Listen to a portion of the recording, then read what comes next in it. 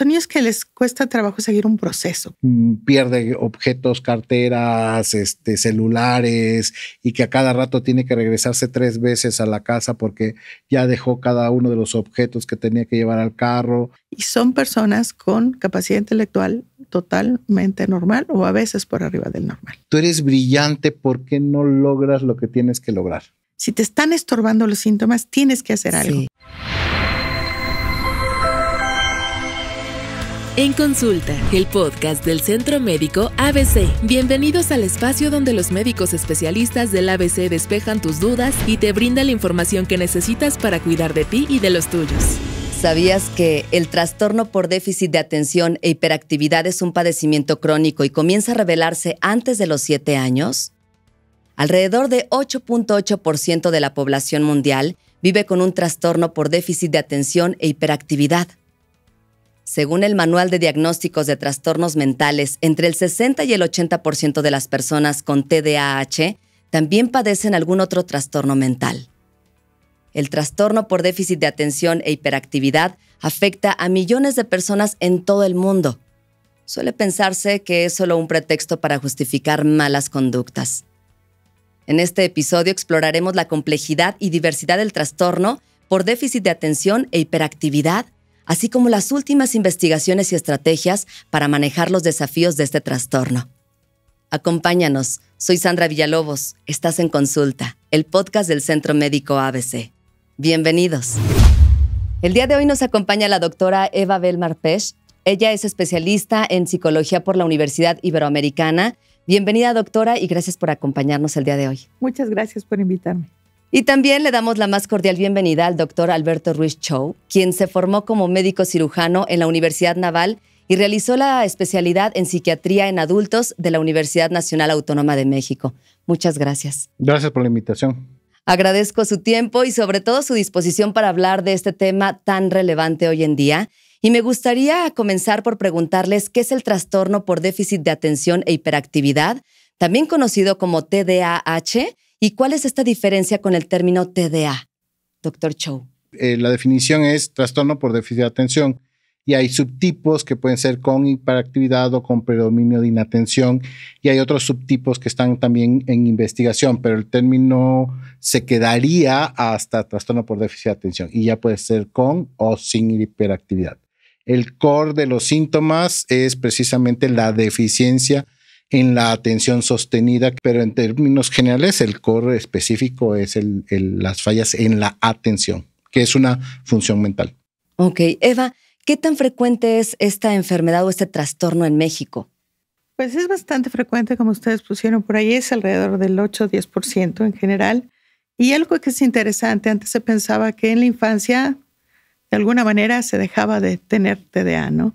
Ahora es claro que es un trastorno que en realidad nos gusta mejor llamarle una condición que va a través de la vida y que va modificando, se va evolucionando y entonces no todas las características son iguales a veces cuando la persona está en el preescolar o cuando está en la primaria o cuando es un adulto ya, ¿no? Pueden ir modificándose estos síntomas, sin embargo, los acompaña durante toda la vida. Ok. ¿Se considera un trastorno crónico? Sí, puede ser.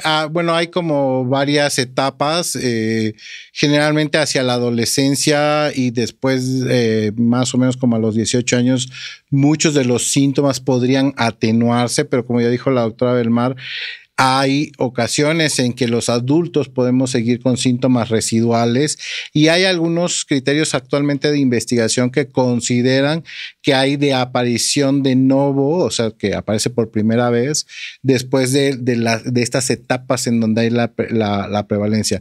Algunas cosas que podrían provocar esta aparición de novo, pues pueden ser, por ejemplo, consumo de sustancias, alguna enfermedad neurológica, etcétera, ¿no? Doctora Eva, ¿qué causas pueden originar el TDA? Pues mira, desde hace tiempo se sabe que es algo que viene en familias, ¿no?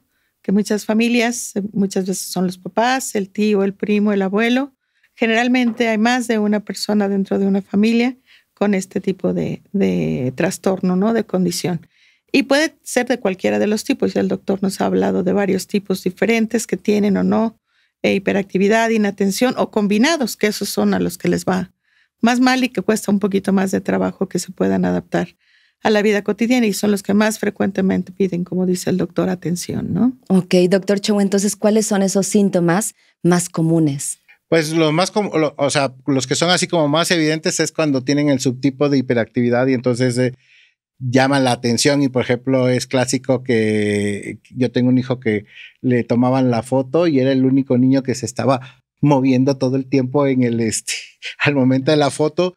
Y por eso yo siempre les recomiendo a los papás que les hagan caso a los maestros, porque los maestros ya saben cómo son los comportamientos y de mucha actividad de niños y los niños que salen de ese estándar de actividad continua que tienen. Y entonces, si es el niño que tú lo ves que trae todo el motorcito todo el tiempo, ese es el que tiene hiperactividad. Y luego los que casi no llaman la atención, que comentábamos hace rato, era estos niños que solamente son inatentos. Ay, me hace un poquito distraído, pero como no da problemas, pues no hay que llevarlo al doctor, ¿no? Y entonces, pero empieza a impactar, por ejemplo, podría ser que sea un niño que tenga un funcionamiento cognitivo adecuado y no le vaya tan bien en la escuela, ¿no? Y entonces es el clásico que le preguntas a la maestra ¿y qué hace durante la clase? Pues es que voltea a ver a cada rato hacia afuera del salón o está viendo en el asiento y como que no está con la atención enfocada, ¿no? Ok. Doctora Eva, ¿cómo afecta este trastorno a la vida diaria de una persona? Pues mira, desde los niños les afecta esencialmente primero en el aprendizaje, sobre todo cuando es este trastorno por déficit de atención, con el componente principalmente inatento, o sea que no pueden poner la atención, no se quedan trabajando, no terminan las tareas o se tardan muchísimo en hacerlas, ¿no? Los que tienen hiperactividad, como bien dice el doctor, lo que pasa es que sacan 10 probablemente en todo menos en conducta, ¿no? La conducta es donde le están llamando a los papás todo el tiempo porque dan la lata. Y por eso es que son los que más llaman la atención y a los que los papás siempre les atienden primero, ¿no? Y está, como te decía, este tipo combinado que tiene las dos cosas y son los que pues obviamente tienen que lidiar con las dos características, ¿no? Y esto pues les afecta en su vida cotidiana, en los juegos incluso, en sus relaciones sociales, en la vida con los adultos, hasta con el dinero, con sus finanzas, con terminar una carrera. Son de muchos principios y pocos finales, o sea, empiezan muchas cosas pero no las terminan, ¿no? Y esto sí, a veces pasa que con las parejas pueden tener también dificultades, pues porque no son personas a ratos fáciles para estar con ellas, pero tienen sus características positivas, que eso también hablaremos de ello. Ok, doctor Chow, ¿qué relación hay entre el TDAH y ansiedad, estrés, depresión? Sí, bueno, ahí, por ejemplo, cuando los niños, porque generalmente este problema empieza durante la infancia, no son adecuadamente tratados, una de las consecuencias precisamente de no tener un adecuado tratamiento es que podrían no desempeñarse como se espera que lo hagan en la escuela, podrían volverse depresivos porque sienten como cierto rechazo o pues ellos mismos se dan cuenta que hacen cosas diferentes al resto de los primos o los hermanos y que eso a veces conlleva pues tener que repetir materias. Entonces empiezan a tener la duda que si son suficientes para desempeñarse escolarmente.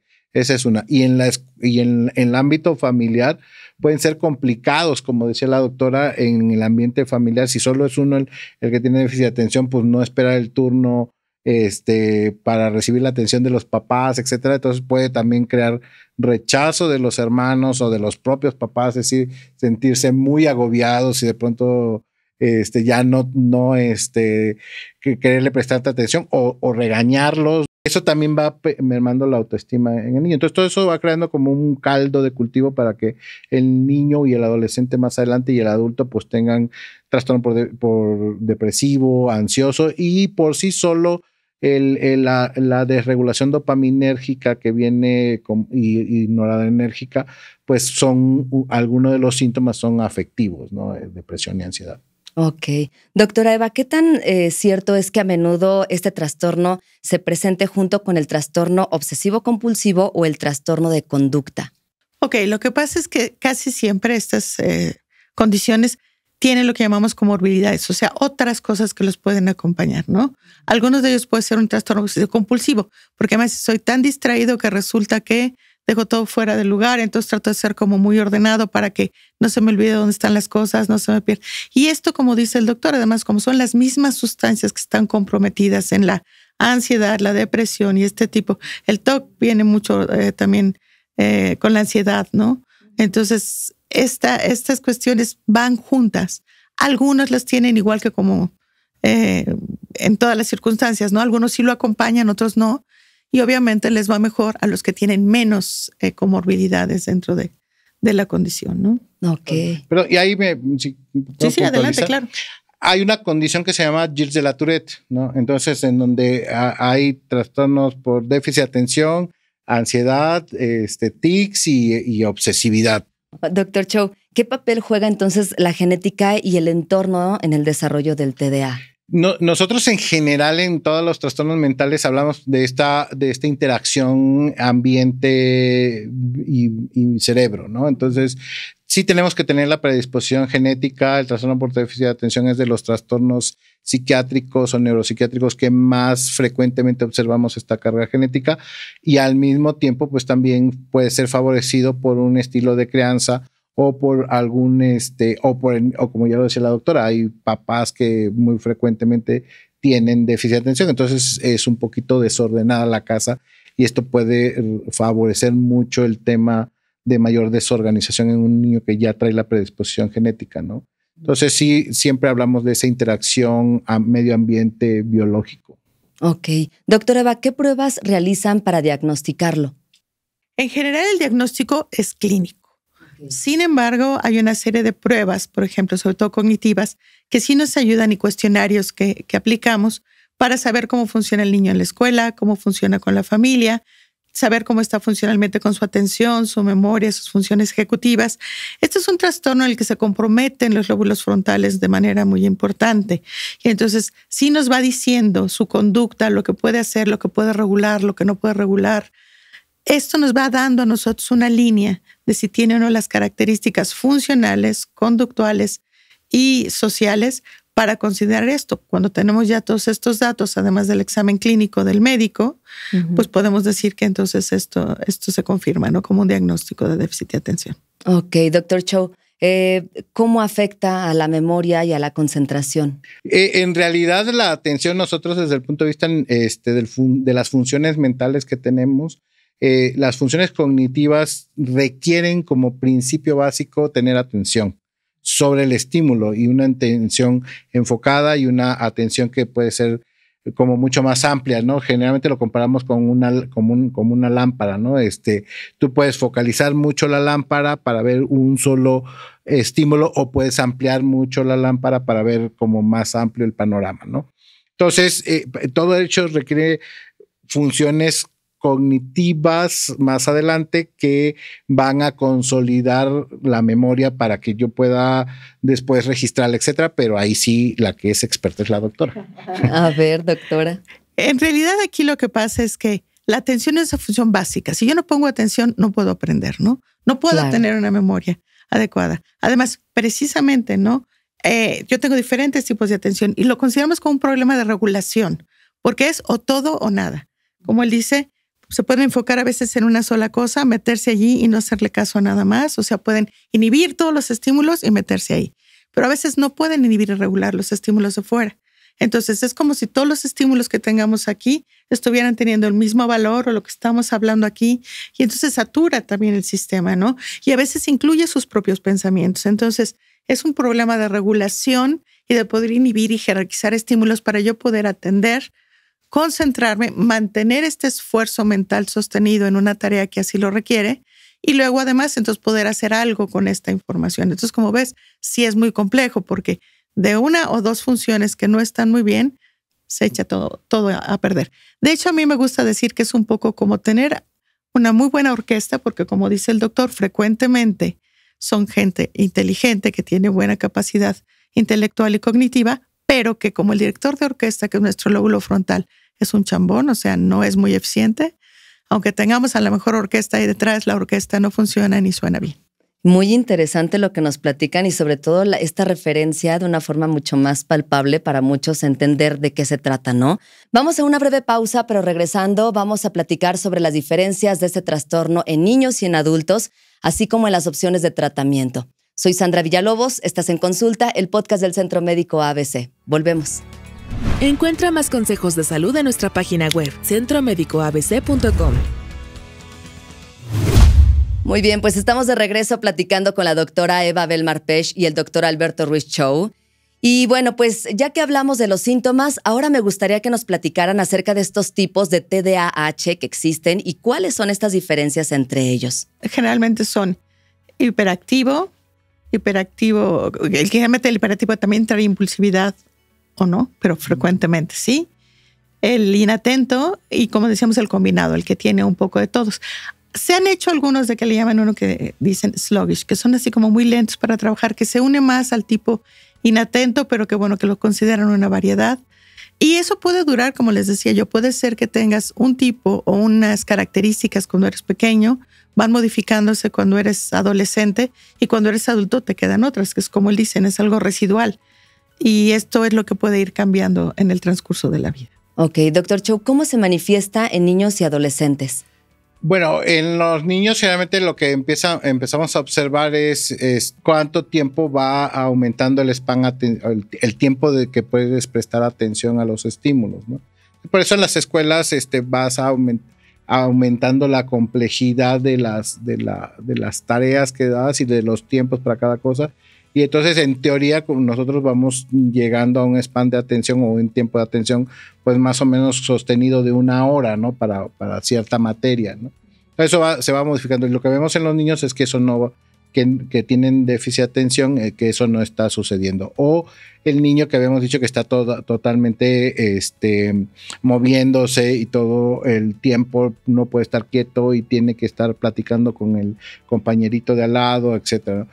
En la adolescencia esto se transforma en otras conductas que por eso nosotros intentamos siempre enfatizar en que si tienes duda, ve y pregunta de la posibilidad, porque los chicos en la adolescencia empiezan como a automedicarse, entre comillas, como empiezan a explorar con alcohol, tabaco, y esto le identifican que efectivamente los tranquiliza y les permite ese enfoque que no tenían y que hace que digan, mira, pues entonces esto me mantiene mejor, y entonces buscan más el consumo de sustancias y entonces se empieza a complicar más con otras cosas que los chicos empiezan a encontrar que podrían estarlos ayudando, ¿no? Entonces se va complicando pues con consumo de sustancias, conductas peligrosas y que podrían llevar a lesiones, ¿no? Accidentes, y empezamos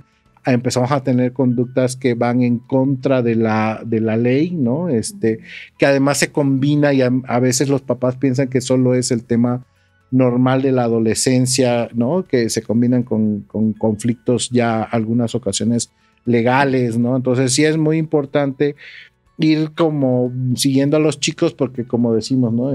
Niños chicos, problemas chicos, niños grandes, problemas más grandes, ¿no? Entonces, y sucede que ya después de la adolescencia se atenúan muchos de estos síntomas, como que cambian en la mayoría, pero quedan todavía un poquito desregulados emocionalmente, y en los adultos que tienen como temas residuales, es lo que hace rato la doctora decía, empiezan a tener más conflictos ya laborales, que no se pueden mantener en un trabajo y que a cada rato están dejando un trabajo porque les aburre y siempre le echan la culpa al jefe, y las parejas son como eso, inatentos, pero desde el punto de vista de relación interpersonal con la pareja, y entonces por eso los mandan por un tubo, porque no son gente acomedida.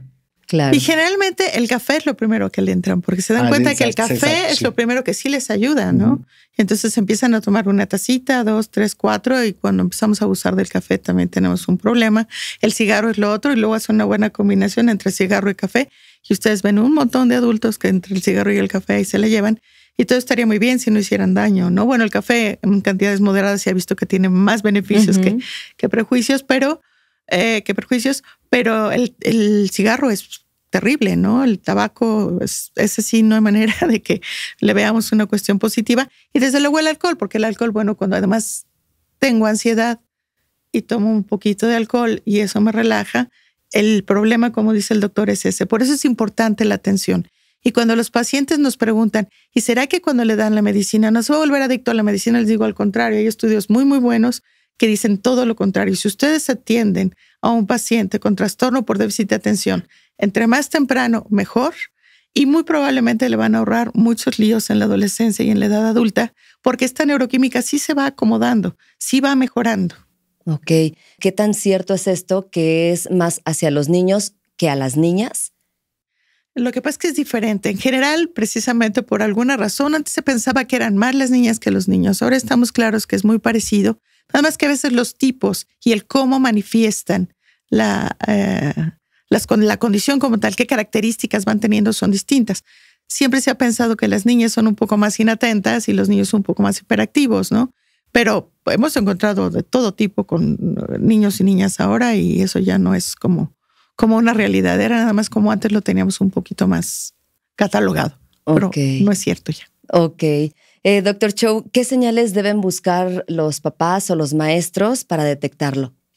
Bueno, a veces los maestros lo tienen más claro, ¿no? Ellos sí, te decía al principio, generalmente pues los maestros están como muy habituados a ver niños y ya saben cuál es el comportamiento estándar de los niños y ya ellos ven de pronto a algún niño que no le está yendo bien en la actividad escolar o que empiezan a llegar con los cuadernos todos sucios o maltratados o a cada rato olvidan cosas y hay que estar buscando las cosas que olvidaron, ¿no? Etcétera, ¿no? Y los papás generalmente pues y eso también a veces hacemos estas diferenciaciones en cómo es el comportamiento en la escuela, cómo es el comportamiento en la casa y cómo es el comportamiento en medios sociales, porque sí hay niños que sí pueden cambiar. Entonces generalmente tenemos que preguntar en cada ambiente cómo es cada niño, porque a veces se puede más manifestar en la casa y no tanto en la escuela, ¿no? Y los papás se dan cuenta, pues eso, con los reportes que les están haciendo a nivel escolar y los niños que todavía no están en edad escolar, pues los empiezas a ver como que tienen demasiada actividad, ¿no? Y que o que están como muy irascibles a veces, ¿no? Entonces eso podría irles ayudando pues a estar nada más atentos, ¿no? No necesariamente siempre hay que llevar a los especialistas a los hijos, pero sí con la consulta del niño sano, pues también ahí reportar esas cosas que les llamen la atención y el pediatra los podrá orientar también. Ok.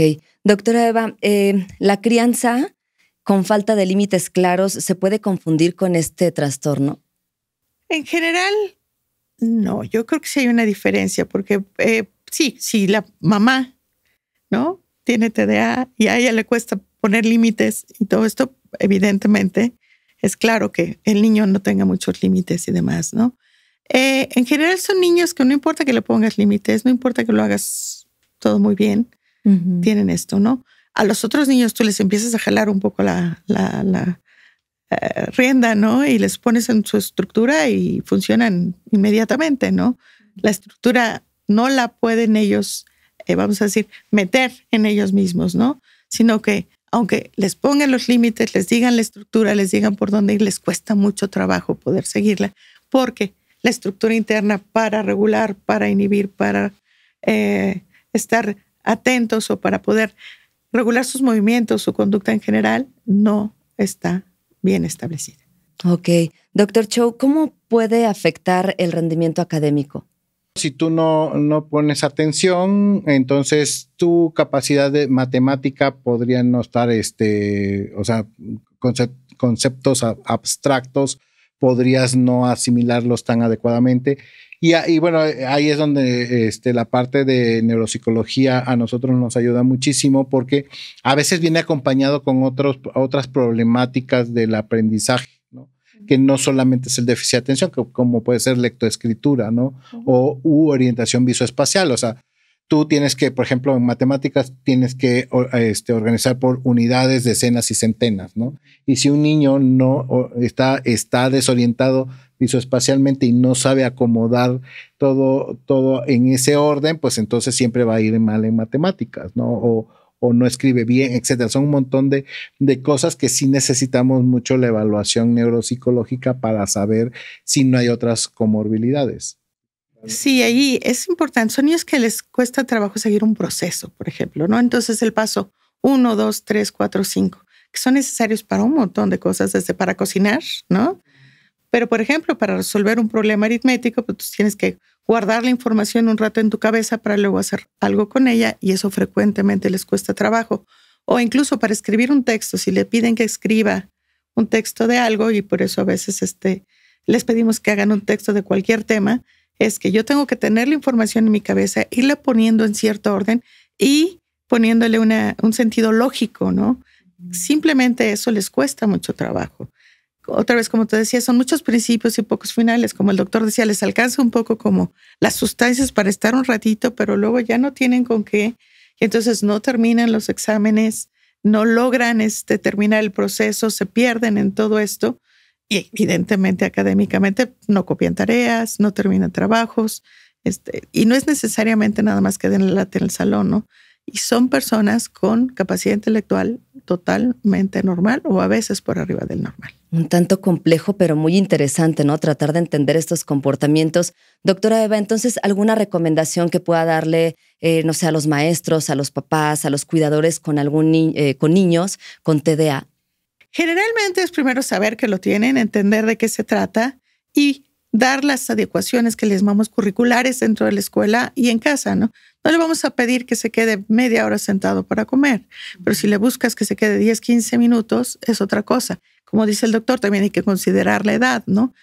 Vamos a tener que elegir nuestras batallas. Las cosas realmente muy relevantes son las que sí les vamos a exigir y demás. Con las otras cosas podemos ser un poquito más flexibles, ¿no? Incluso si un niño que da lata en el salón, lo que decimos es que usen en la escuela lo que llamamos economía de fichas, que le den permiso de salir 1 o 2 veces en el transcurso para que vaya a ver a alguien y que luego regrese para que vuelva a estar atento en el salón, ¿no? O sea, sí hay que tener una asesoría de alguien que nos ayude a poder decir qué adecuaciones curriculares le puede ir bien a alguien en la escuela, qué cambios conductuales vale la pena o de estructura de disciplina vale la pena hacer en casa para tener el menor conflicto posible, ¿no?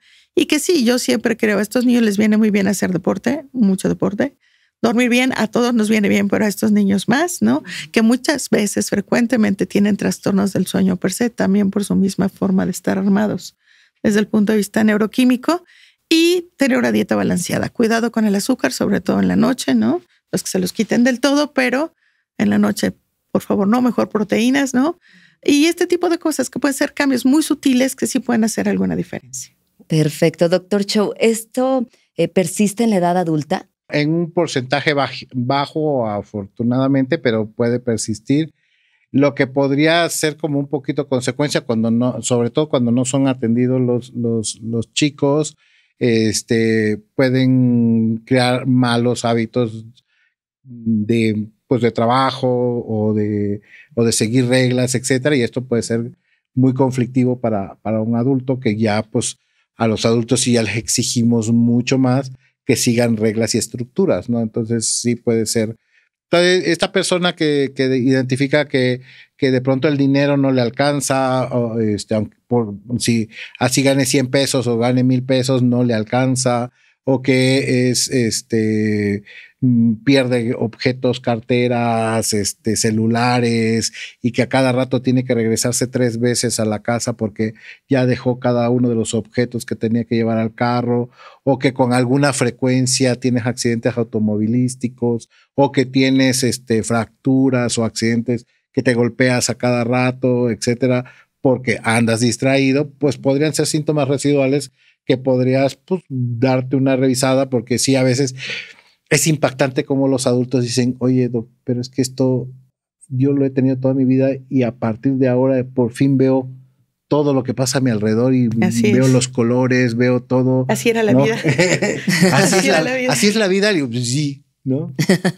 Son ciertas cosas que seguramente muchos de los que nos están viendo, nos están escuchando, puedan tener como esos foquitos de alerta para decir, es momento de irme a revisar, de ir con el especialista para saber hacia dónde está pues siendo este comportamiento, ¿no? Si te están estorbando los síntomas, tienes que hacer algo. Sí. Hay personas con déficit de atención que no son tan, porque sí, es leve, moderado y severo. Si tienes leves y desarrollas estrategias y más o menos haces cosas en tu vida cotidiana que puedas cambiar, a lo mejor no te estorba tanto ser de esa manera, ¿no? Pero si sí te está estorbando, no te deja estudiar bien, te metes líos con tu familia, con tu pareja, no tienes amigos, van a correr del trabajo porque cometes muchos errores, híjole, creo que es importante hacer algo, ¿no? Y que entiendan que es una condición con la que hay que aprender a vivir, más que nada, ¿no?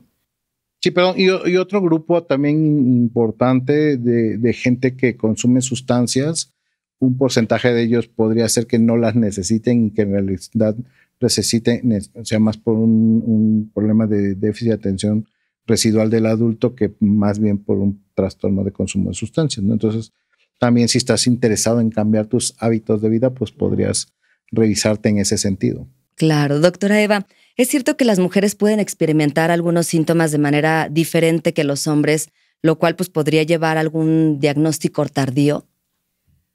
En general hablábamos un poco de eso, que como las niñas son un poquito más inatentas, parecería ser en general, o es el que más detectamos con muchas chicas, pues muchas veces no se detecta. Y como de todas maneras son niñas muy brillantes que sacan buenas calificaciones, pues saque 8 está perfecto, ¿no? Entonces, ¿cuál es el problema? Soñadora, de hecho, así pensamos, las mujeres son soñadoras. Ahora, la realidad es que también tienen muchas cualidades positivas de las que yo sí quisiera poder hablar un poco, ¿no?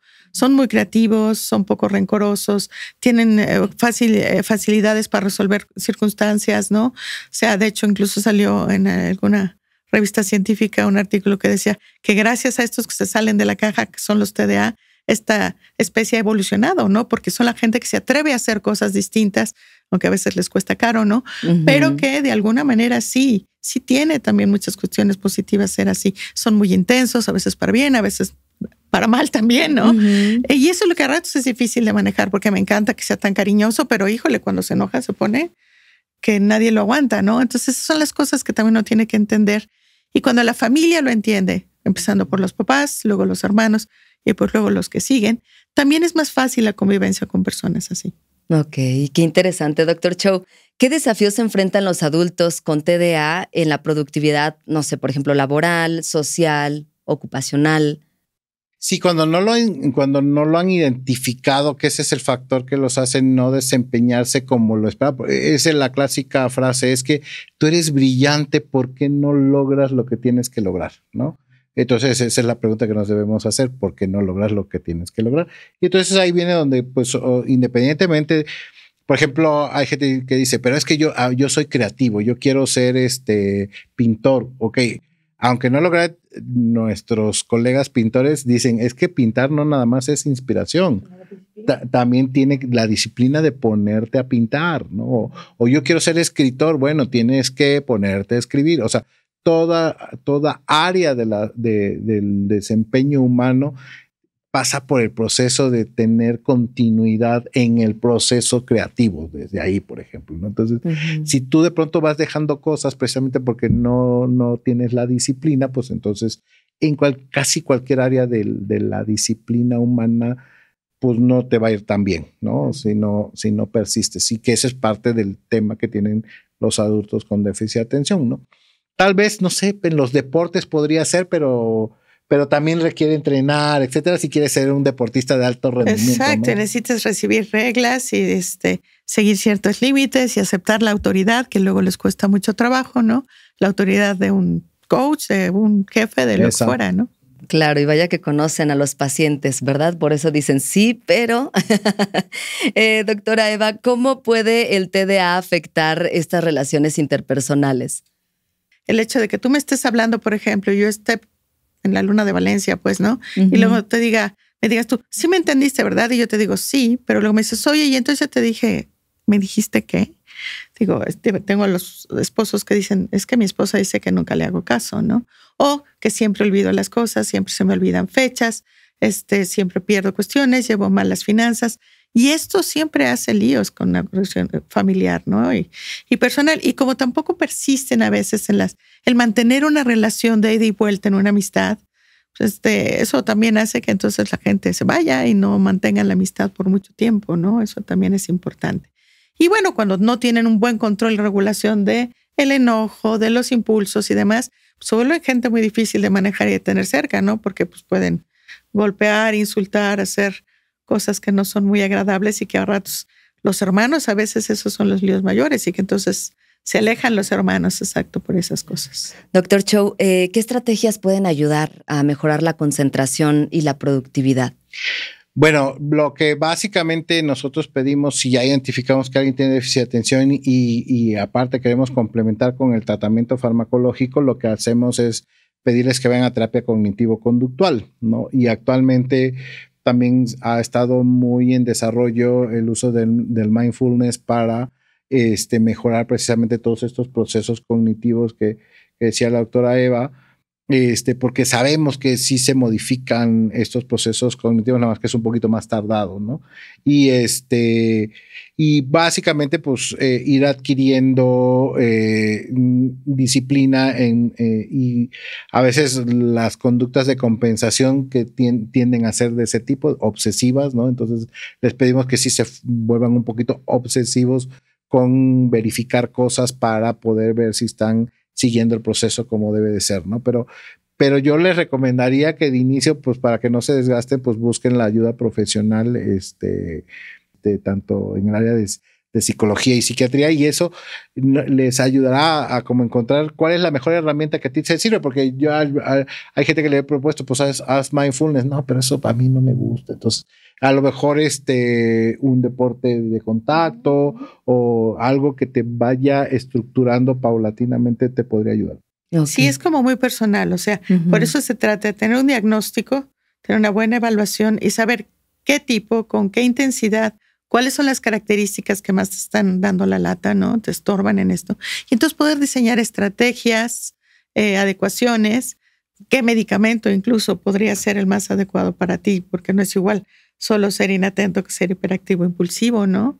Y que de alguna manera hay que seguir esto supervisándolo para poder llevar a un buen término, pues, ¿no? Que de veras cambie la vida de esta persona. Doctora Eva, ahorita que nos platica acerca de estas estrategias que nos pueden ayudar a manejar estos síntomas, ¿tiene alguna recomendación, algo que nos pueda servir día a día? Primero, por ejemplo, dosificar las cuestiones, ¿no? No hacer más de lo que uno quiere hacer, ¿no? Entonces, hacer lo que sé que puedo hacer, no meterme más compromisos ni más cuestiones, sobre todo hablando de los adultos, ¿no? Tener checklist, ¿no? Totalmente. Es ser muy ordenado, como dice aquí el doctor, ¿no? Y como les dije antes, comer bien, dormir bien y hacer ejercicio. El hacer ejercicio de verdad es muy, muy, muy importante porque interviene con las sustancias que dice el doctor que necesitamos tener ahí en calidad y en cantidad suficiente para que estas conexiones se mantengan eficientes. ¿Cuáles serán esos tratamientos los más efectivos para el TDA? De hecho, se pensaba como en un eje de un triángulo, ¿no? La regla de oro decían antes, ¿no? Medicamento, terapia cualquiera que ésta sea, porque puede ser a veces con los niños terapia de aprendizaje, terapia de lenguaje, terapia de atención, funciones cognitivas, o puede ser una terapia cognitivo-conductual, o a veces una terapia afectiva, socioemocional de otro tipo, ¿no? Por eso hay que diseñarlo de acuerdo a cada quien. Y la otra es todas las modificaciones que uno tiene que hacer en el medio ambiente. De verdad, es muy importante lo que uno hace con los niños en la escuela o en casa y lo que uno hace con uno mismo para poder funcionar de manera más eficiente. Pues, como te digo, no hay que sobrecargarse y saber que si tenemos esta condición, pues saber lo que podemos hacer y a lo mejor si tienes que hacer 15 cosas, pues tú haz 10 y delega a la otra persona las otras 5 que tienes que hacer para poder ser eficiente, ¿no? Un trabajo muy personal, ¿verdad? Sí. Y obviamente de la ayuda de los especialistas, de los médicos. Doctora Eva, ¿puede el TDA ser manejado sin tratamiento? El tratamiento es el manejo, ¿no? O sea, tú puedes vivir con TDA sin tratamiento si es muy leve y seguramente de todas maneras va a haber muchas cosas en las que te vas a perder oportunidades, en las que no vas a ser muy eficiente. Sí creo que hay personas que pueden más o menos, también dependiendo de dónde viven, ¿no? Yo siempre digo, si es un chico que vive en el campo, que no tiene que ir más que 2 horas a la escuela y pastorea todo el día borregos, pues ya está ahí, él no necesita un metilfenidato probablemente, ¿no? Pero si es un chico que está metido 8 horas en la escuela, que le están exigiendo de su mente un montón de habilidades constantes y demás, pues le va a ir muy mal, ¿no? Así que sí depende también de dónde, quién, la intensidad, como dije, ¿no? El tipo y el ambiente en el que se desarrolla la persona. Doctor Cho, ¿qué papel juega la dieta en el manejo del trastorno? Antes éramos los médicos como muy reticentes a decir que el azúcar les causaba ¿no? Pero sí ahora sabemos que sí hay niños que son sensibles a los carbohidratos complejos, sobre todo que son los caramelos, azúcar, etcétera, ¿no? Entonces sí se recomienda una dieta baja en carbohidratos complejos, ¿no? Y la otra, la famosa dieta que ahora está, pero que eso requiere que vayan con un nutriólogo especialista, que la famosa dieta cetogénica, en algunos casos podría funcionarle a algunas personas, pero sí requiere supervisión médica y sí requiere que vayan con un nutriólogo especialista en el tema, porque no hay malos conceptos ahí en las redes sociales de que dieta cetogénica es que comas puras carnitas y eso no es la dieta cetogénica, ¿no? Entonces hay como características muy específicas y se tienen que calcular en función de la constitución de cada persona. Entonces tienen que ir con un nutriólogo, ¿no? Pero sí, la alimentación juega un papel importante. Está de moda todo esto de los probióticos, ¿no? Pero también hay no cualquier probiótico, no hay unos probióticos que son específicos para el sistema nervioso central, etcétera. Entonces tendrían que preguntar, y eso ahora con muchos temas de las redes sociales también yo les insto a mis pacientes que por favor, si yo no tengo la recomendación, o ellos me dicen, no, sí, pero su recomendación no me gustó, doctor, que pregunten por lo menos al especialista con que fueron, cuáles son sus credenciales. A ver, doctor, enséñeme dónde se entrenó en lo que me está usted queriendo dar. Claro. Y en general, sí, la gente, porque bueno, sí, muchos doctores y los neuropediatras a veces recomiendan omega 3, ¿no? Omega 3, 6, 9, sobre todo el omega 3, que es el que no producimos, ¿no? Y que, bueno, puede ser que a algunos sí les sirva, pero no es un tratamiento como tal. Es como un complemento para tener como dentro de todo el esquema de, ¿no? Sí, comer pescado con omega 3, 6, 9 es perfecto, pero también hay que ver la cantidad de pescado, el tipo de pescado, porque también estamos aquí corriendo riesgo con el mercurio. Entonces, sí es interesante que hay que tener una dieta balanceada, un poco de todo. Y de hecho, bueno, para la gente mayor con problemas de memoria, sí hay muy claro ahora que puede usarse la dieta mediterránea, ¿no? Y están empezando a ver si la dieta mediterránea también podría ser una buena opción, ¿no? Que en general pues son obviamente muchas verduras, muchas frutas, proteínas de buena calidad, muchas derivadas de pescado. Ok, y además de estas recomendaciones, doctora Eva, ¿qué cambios puede hacer alguien con ese trastorno para tratar de mejorar un poquito su calidad de vida? Sobre todo entenderse y ser pacientes con uno mismo, porque si uno se frustra con lo que uno no puede hacer y uno es sentirse diferente en ese sentido, uno nada más ve el lado negativo, nos va a ir muy mal, ¿no? Y vamos a tener que ir a psicoterapia la vida entera. Entonces hay que también entender y aceptar que así es uno, que es la forma en la que yo estoy construido, ¿no? Que también me trae muchas ventajas de muchas maneras, tratar de aprovechar esas ventajas que sí tengo y bueno, tratar de ponerle una solución con medicamento, con terapia, con cambios conductuales, con lo que pueda yo hacer para que esas cosas que no me ayudan mucho puedan disminuir su influencia, ¿no? en mi vida cotidiana. Excelente recomendación, doctor Cho. ¿Cuál es el mayor desafío al tratar el TDA? La aceptación, en los niños, la aceptación de los papás del diagnóstico, cuando no están todavía como muy conscientes de que está sucediendo, o pues de pronto cualquier diagnóstico que hacemos generalmente los médicos puede ser impactante, pues porque significa el cambio de expectativas o pérdida de expectativas, ¿no? Entonces, sí es la resistencia en el caso de los niños, de los papás. Y en el caso de los adultos, pues que en ocasiones tienen miedo a los cambios que podrían surgir o como muchas otras cosas, cuando ya ellos están haciendo el cambio, ya tienen a su alrededor un grupo social construido que empieza tal vez a modificarse y dice, oiga, doctor, yo vine a que me ayudara y ya, pues mis amigos ya no me da ganas de ir a tomar con ellos y entonces ya no tengo amigos, etcétera. Y entonces es donde entra todo ese otro proceso de construir pues un nuevo yo y hacer una nueva identidad de cómo soy ahora con esto y si lo quiero y hacia dónde lo voy a llevar, ¿no? Y claro, ¿no? La aceptación del diagnóstico y de tomar una medicina es muy difícil. Los papás frecuentemente dicen, no le quiero dar una medicina, ¿qué puedo hacer? Digo, pues te va a costar mucho más trabajo porque entonces hay que hacer muchas más cosas fuera de, a veces incluso cambiarlos de escuela, ponerlos en otro esquema pedagógico. O sea, sí es real que la medicina tiene una razón de ser, pues está cubriendo un déficit que su cerebro está teniendo, ¿no? Un déficit que tienen que los demás no lo tienen y que por eso es que nosotros estamos funcionando de otra manera, ¿no?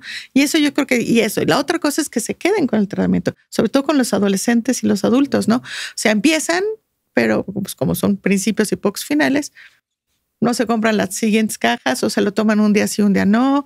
El adherirse al tratamiento, ese es otro, yo creo que de los problemas que yo creo que ustedes deben de encontrar un montón, ¿no? Sí. Ok, doctora Eva, ¿cómo pueden las familias apoyar a un ser querido con TDA? Entender en qué consiste, qué pasa. Hay mucha literatura buena. Pueden escribirnos al Centro Médico ABC y podemos darles literatura que puede ayudar a orientar un poco a este respecto, ¿no?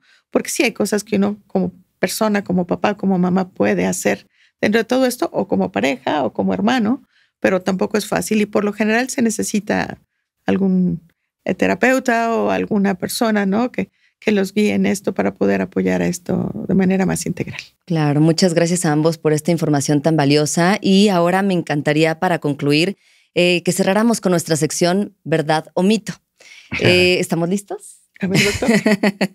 A ver, doctor Chow, ¿los niños que estuvieron expuestos a tabaquismo prenatal son más propensos a padecer TDA? ¿Verdad o mito? Si tú sufriste bajo peso al nacimiento, tuviste algún problema al momento del parto, etcétera, eso te puede predisponer como tal a tener déficit de atención por el solo hecho del trauma obstétrico, ¿no? Entonces, pues, o sea, sí. Y la otra, pues, es que probablemente si no pasó nada, pues, a menos que tengas el antecedente familiar, pues, entonces, ¿no? Exacto, porque muy frecuente esa mamá que fuma probablemente una mamá con TDA. Exacto. Ok.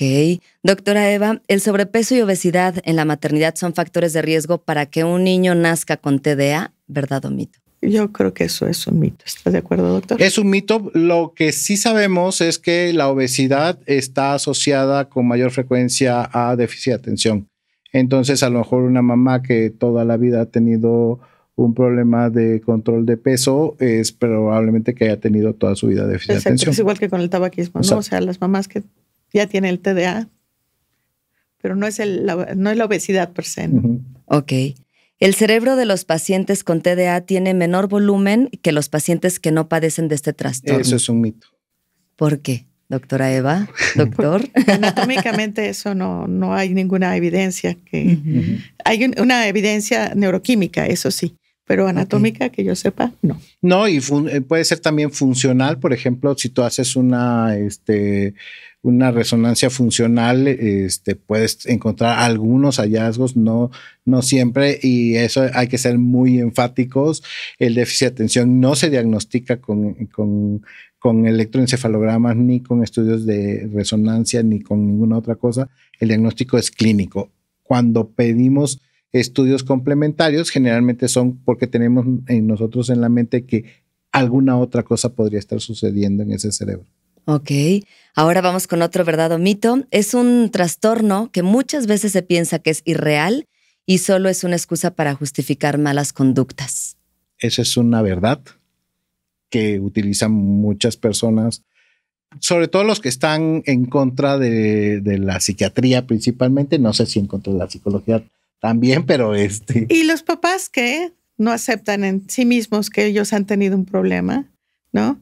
Que dicen, pues así soy yo, ¿no? Así he sido yo todo el tiempo. Ven qué cuántos líos te has metido, ¿no? Les ha tocado difícil la vida, pero ellos creen que así es. Y es que es eso, como dice el doctor, cuando toman la medicina, a rato se dan cuenta que la vida es diferente. Para ellos, un papá con déficit de atención, que así ha sido siempre y se las ha visto duras, pero ha salido adelante, Pues él dice, pues ¿cuál es el problema? No es cierto, mi niño no tiene nada más mi niño es como yo y se acabó. Y eso es lo que a veces hace que entonces digan, no existe, no tiene nada, se lo están inventando. Ok. ¿Verdad o mito? ¿El consumo de sustancias tóxicas durante el embarazo o la infancia puede causar TDA? ¿Verdad o mito? Depende de... Pues directamente no, pero o sea, sería un mito como tal que eso pero sí te da el factor de riesgo para que tú tengas dificultades al momento del nacimiento, que eso te haga propenso al déficit de atención. Les agradezco a ambos por esta valiosa información. Muchas gracias, doctora Eva Belmar-Pecht, y al doctor Alberto Ruiz Chow. ¿Con qué mensaje final les gustaría despedir este episodio? El trastorno por déficit de atención con o sin hiperactividad es una condición, es una forma de estar construido y que sí, si te está estorbando en la vida, hay que hacer algo para que te vaya mejor y mejores tu calidad de vida.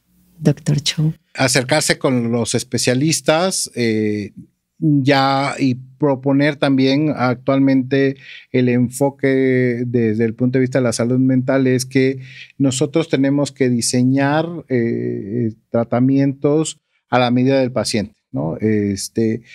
Y nosotros tenemos la propuesta, ¿no? O sea, en salud mental generalmente nosotros hacemos corresponsable al paciente del tratamiento, ¿no?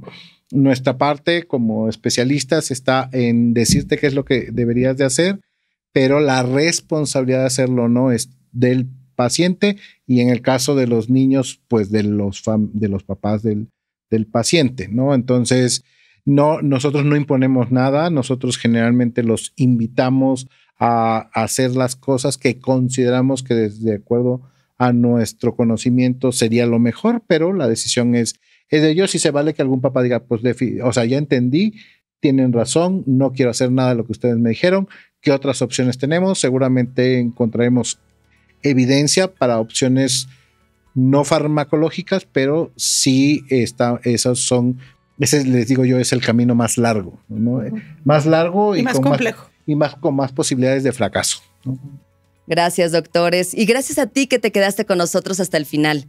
Te recuerdo que si aún no estás suscrito a nuestro canal de YouTube y Spotify, hazlo ahora para que no te pierdas de ningún episodio. Dale like, comenta y comparte a quien tú creas que le puede ser útil esta información. Yo soy Sandra Villalobos y a nombre del Centro Médico ABC te damos las gracias. Esto fue En Consulta.